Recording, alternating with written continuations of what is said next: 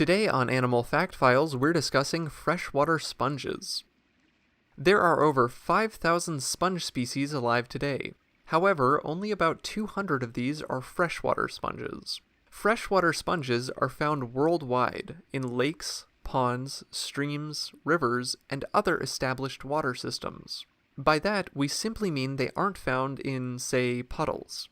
These sponges are also a good indicator of water quality, as they require clean, clear water to survive. Freshwater sponges have a preference for calmer water, and are usually found no deeper than 6.5 feet below the surface, though some have been found at depths of 164 feet.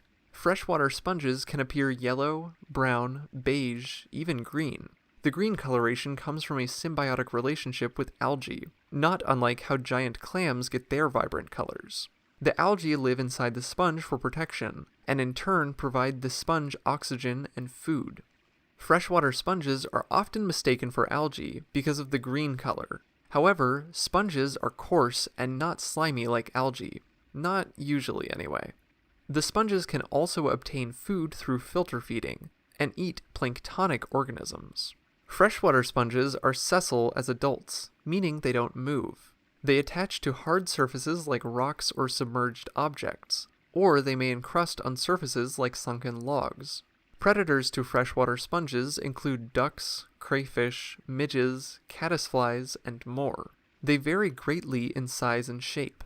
These sponges may form a thin, carpet-like layer over a surface, or thicker branching stalks.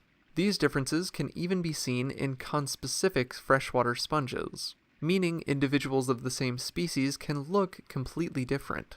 This is why freshwater sponges can only be identified on a microscopic level. In size, these sponges may be just a centimeter thick, but cover an area more than 3 feet across.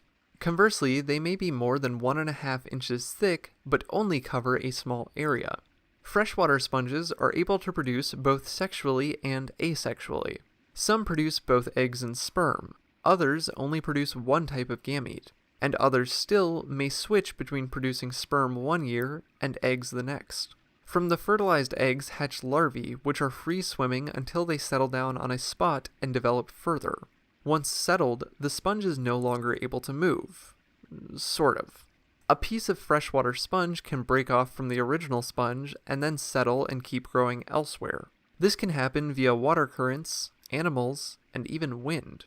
Freshwater sponges go through periods of growth and dormancy, though some are active year-round. Sponges living in areas that experience cold winters will go dormant during this time.